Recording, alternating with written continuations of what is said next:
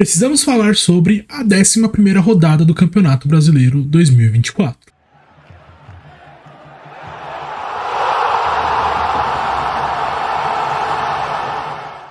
Olá, eu sou o Eric e seja muito bem-vindo ao Precisamos Falar sobre Futebol Clube. Aqui a gente vai falar muito sobre futebol, então já se inscreve no canal e curte esse vídeo para você não perder nada. Hoje, dia 22 de junho, começa a 11ª rodada do Campeonato Brasileiro. Iremos ter 4 jogos nesse sábado e mais 6 jogos acontecendo no domingo. É uma rodada que, além de bons clássicos, deve ter partidas que vão definir a permanência de alguns técnicos no comando das suas equipes. A primeira partida da rodada é Criciúma e Botafogo lá em Criciúma. O Botafogo deve ter a volta do Tiquinho Soares, que ficou fora do último jogo contra o Atlético, e na minha opinião ele fez bastante falta porque não tinha um jogador ali para brigar com os zagueiros do Atlético na força, então o Atlético acabou levando muita vantagem nas jogadas em que precisava de um jogador mais forte, mais robusto para impedir que a defesa ganhasse tantas bolas. O Botafogo é o atual vice-colocado no Campeonato Brasileiro 2024 e o Criciúma é o 14º colocado. O Botafogo, jogando fora de casa, só perdeu para o Cruzeiro na primeira rodada do Campeonato Brasileiro. E o Criciúma ainda não venceu como mandante. Eu vejo a tendência de um jogo muito melhor para o Botafogo, principalmente porque jogando em casa como mandante, o Criciúma deve ser um pouco mais ofensivo e deve deixar espaço para os dois atacantes mais rápidos do Botafogo conseguir criar jogadas. O Júnior Santos e o Luiz Henrique devem ter bastante espaço para poder atacar nesse jogo. Então eu acho que esse jogo acaba sendo confortável para o Botafogo, acredito numa vitória do Botafogo. O Criciúma deve se expor um pouco mais, principalmente pensando que não ganhou dentro de casa e precisa de um resultado positivo para não ficar perto do Z4. E apesar do Botafogo ter feito um jogo muito ruim contra o Atlético, eu ainda acho que o Botafogo tem um futebol mais constante do Campeonato Brasileiro. Ele vem jogando bem, tanto fora quanto dentro de casa. Também vamos ter hoje um Grenal. E é um jogo com muita pressão contra o Grêmio. Esse vai ser o Grenal 442. O jogo vai ser no Couto Pereira, lá no Paraná, por causa da situação do Rio Grande do Sul. Os estádios, tanto de Inter quanto de Grêmio, ainda não têm capacidade para receber jogo. A situação do Grêmio é muito complicada. O time perdeu os últimos 5 jogos e está dentro da zona de rebaixamento. E além disso, eu vejo um problema no Grêmio, que ele apresenta um futebol no primeiro tempo muito bom, só que no segundo tempo ele cai muito de nível. E aí a gente tem 2 detalhes. Além dos desfalques, tem a questão física do Grêmio que tá deixando um pouco a desejar. E aí quando você olha pro banco, não tem tantas alternativas para a segunda etapa. Então isso acaba dificultando muito o jogo do Grêmio, principalmente no segundo tempo. Já o Inter vem de uma vitória contra o Corinthians, uma vitória que foi muito importante. Mesmo com muitos desfalques, a equipe consegue pontuar aí nas últimas 3 rodadas. Empatou um jogo, perdeu um jogo e ganhou um jogo. Então conseguiu pontuar em 3 jogos, né? E no momento, o Inter acaba sendo uma equipe mais competitiva do que o Grêmio. Então a situação para o Grêmio tá muito ruim. Além de tudo, uma vitória no Clássico seria essencial para afundar de vez o seu maior rival. Apesar do momento, Clássico é Clássico. Quando falamos de Grenal, tendem a ser jogos bem equilibrados e bem quentes. O Inter vem no melhor momento, mas eu acho que a tendência é esse jogo acabar empatado. O terceiro jogo do dia vai ser entre Cuiabá e Atlético Goianiense. O Cuiabá vem de 2 vitórias importantíssimas para sua permanência na Série A. Dentro de casa, jogando contra o Dragão, um adversário direto pela permanência na Série A, precisa garantir os 3 pontos. A obrigação da vitória é do Cuiabá. Ainda mais que o Atlético Goianiense mandou embora na sexta-feira o técnico Jair Ventura. Então a situação do Atlético já não era boa, ela se complica ainda mais. Eu acho que o fato interessante é que a torcida não concordou com a demissão do Jair Ventura, né? Eles falam que o Jair Ventura, o resultado dele, dentro das peças que ele tinha, era um bom resultado. E assim, entre aspas, eu concordo também, porque eu já falei que pra mim o Atlético Goianiense conseguia mostrar um futebol interessante, só que o problema era a questão de último homem ali. O cara que finaliza a bola pro gol acabava perdendo muitas oportunidades durante os jogos em que o Atlético Goianiense estava melhor. e aí quando o adversário atacava, acabava fazendo gol. Isso ficou muito provado no jogo contra o Criciúma, que o Atlético Goianiense perdeu por 2-1, e o Atlético Goianiense foi melhor em uma parte do jogo, só que não conseguiu fazer o gol. E na hora que o Criciúma conseguiu entrar no jogo, virou a partida até com gol de falta no último minuto do Trauco, num lance onde o goleiro foi expulso, quem foi pro gol foi o Luiz Fernando, assim, aquelas coisas que acontecem no futebol brasileiro que é impressionante. Então, a situação do Atlético Goianiense era ruim, mas eu acho que não era motivo de mandar o técnico embora. Não tava nem mais no Z4, né? Então poderia ter esperado um pouco mais e principalmente precisava trazer alguma peça para ajudar o ataque, né? O jogador que veio com essa obrigação foi o Wagner Love, que não joga. Então isso mostra muito que o problema estava ali no último homem de definição. Então a situação do Atlético Goianiense e a demissão do técnico jogam contra essa partida dele contra o Cuiabá. Eu acho que o Cuiabá vai ganhar esse jogo. Fechando os jogos de sábado, vamos ter um Vasco e São Paulo, lá em São Januário. A situação do Vasco é horrorosa, né? O Vasco mandou embora o técnico Álvaro Pacheco essa semana e vive uma situação complicadíssima dentro e fora de campo. Dentro de campo o time não consegue mostrar força, o time não consegue mostrar evolução e não consegue mostrar um futebol que dê a mínima possibilidade que esse time não vai lutar para não cair. A situação do Vasco dentro de campo já é complicada. Fora de campo ainda tem todo o caos por causa da 777. Então assim, a situação é totalmente complicada para o Vasco. Muitas pessoas acreditam que quem vai voltar a ser técnico do Vasco é o Ramon Dias, que saiu na 4ª rodada do Campeonato Brasileiro depois de perder pro Criciúma. Então assim, essa decisão de trazer o Ramon Dias de volta não faz o menor sentido, porque ou você fala que você errou lá atrás em mandar o técnico embora, ou você tá errando agora em trazer ele de volta. Eu acho que não faz sentido você trazer um técnico de volta após apenas 2 meses, assim. O que mudou de lá pra cá que vai fazer esse técnico ter um trabalho melhor? Na minha opinião, eu acho que o Vasco poderia tentar trazer o Filipão para o comando, porque dentro das peças e dentro do estilo de jogo que o Filipão tem, eu acho que seria mais plausível você arriscar um técnico já gabaritado, com muita experiência e que talvez conseguisse dar um up nessa equipe, que o problema do Vasco assim, não é peça. O Vasco contratou jogadores, mas o time não consegue jogar bem. Já o São Paulo vem de uma partida horrorosa contra o Cuiabá, né? Uma derrota onde o São Paulo foi muito inferior contra o Cuiabá. Essa derrota acabou custando a invencibilidade do Zubeldia, então é difícil, né? Porque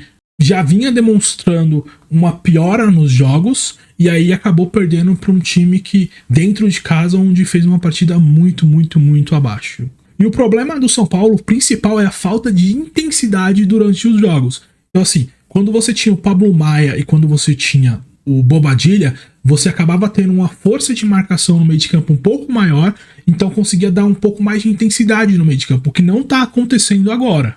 E aí vem o problema, o São Paulo, quando joga fora de casa, acaba optando por recuar a sua linha, deixar a bola com o adversário e tentar jogar ou no contra-ataque ou em lançamentos longos. Então assim, isso também não tá funcionando. O São Paulo precisa mudar urgentemente o seu estilo de jogo.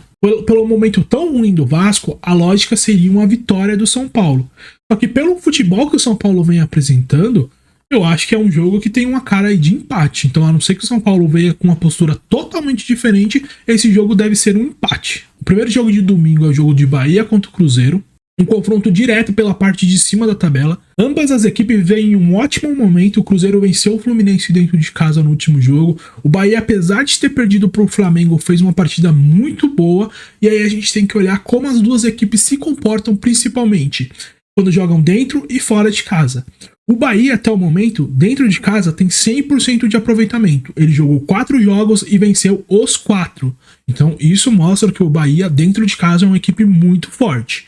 Já o Cruzeiro, quando vai para fora de casa, acaba tentando jogar num jogo mais de contra-ataque, num jogo mais reativo. Então assim, a resposta do Cruzeiro jogando fora de casa, eu particularmente não gosto. Eu acho que é um time que poderia jogar com um pouco mais de preposição de jogo. E isso eles não fazem quando jogam fora de casa.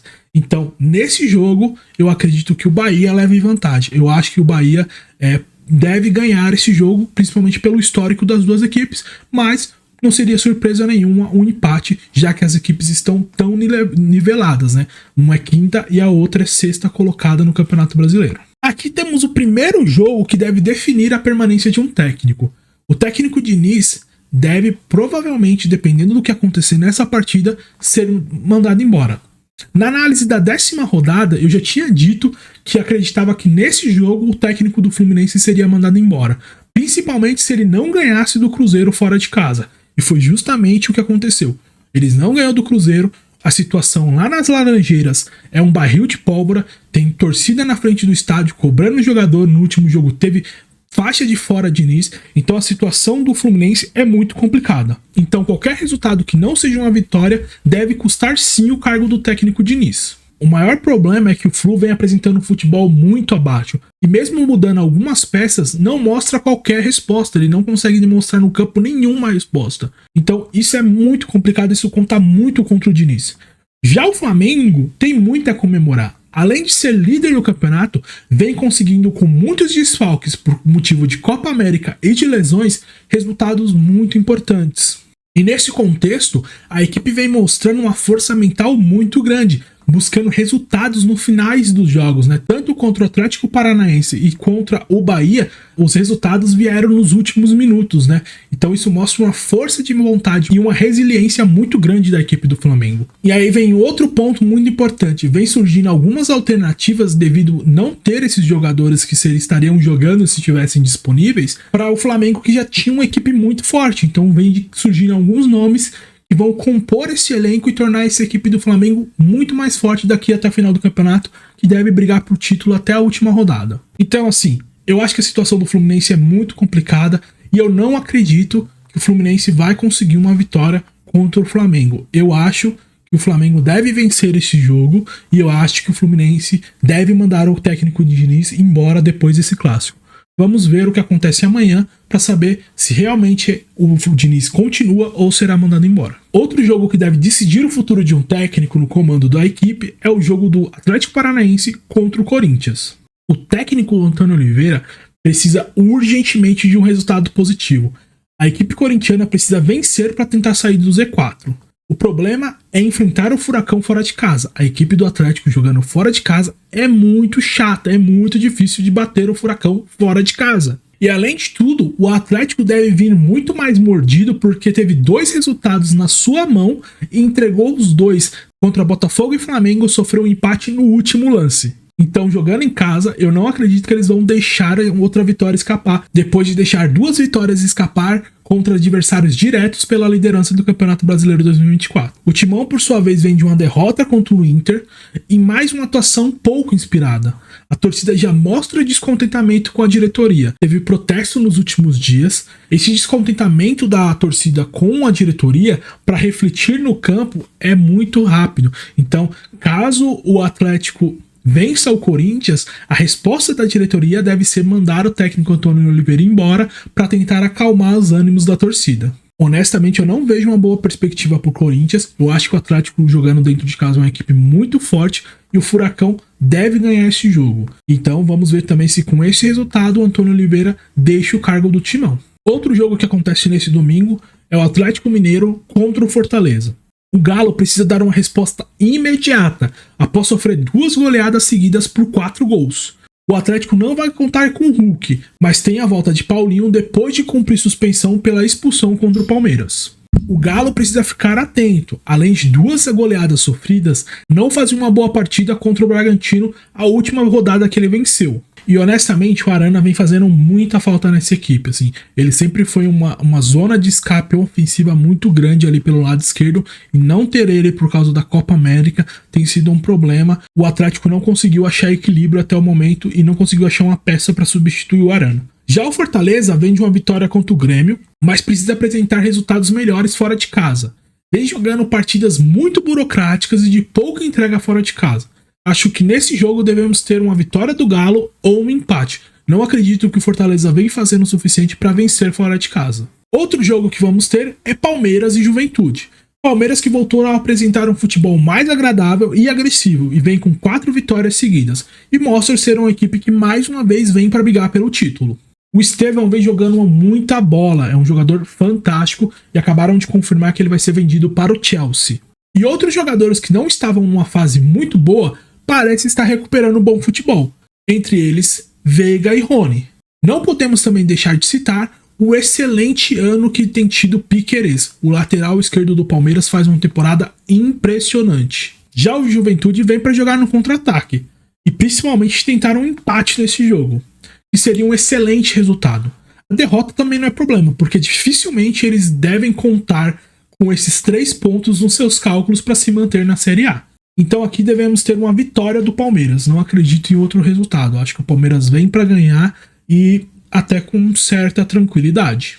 E para fechar a rodada vamos ter um Red Bull Bragantino e Vitória. O Bragantino tem que vencer dentro de casa para continuar pensando em Libertadores. Já o Vitória começou a apresentar um futebol melhor do que no começo do campeonato. O Carpini ajudou o Vitória a mudar um pouco seu estilo de jogo e tem trazido o resultado. Além disso, vem de 2 resultados muito bons que ninguém esperava. Uma vitória contra o Internacional dentro de casa e uma vitória por 4-2 contra o Atlético Mineiro, onde o Vitória foi muito superior por boa parte do jogo. Eu acho que esse jogo aqui tem uma tendência de empate, não acredito que tenha outro resultado. O Vitória deve vir bem fechado para jogar no contra-ataque e o Bragantino, quando enfrenta equipes um pouco mais fechadas, acaba tendo dificuldade para criar jogadas. Então acredito que o resultado nesse jogo seja um empate. Bom, essa é a análise da 11ª rodada do Campeonato Brasileiro. Como eu disse lá no começo do vídeo, tem alguns jogos que vão ser muito determinantes na continuidade dos trabalhos dos técnicos. Então, principalmente esse jogo do Fluminense e Flamengo e do Corinthians contra o Atlético Paranaense deve representar pontos de mudança no comando técnico. Ou, caso a vitória venha, um respiro e talvez uma evolução no trabalho dos dois lados. Espero que você tenha gostado desse vídeo. Se inscreva no canal para você não perder nada. Até a próxima.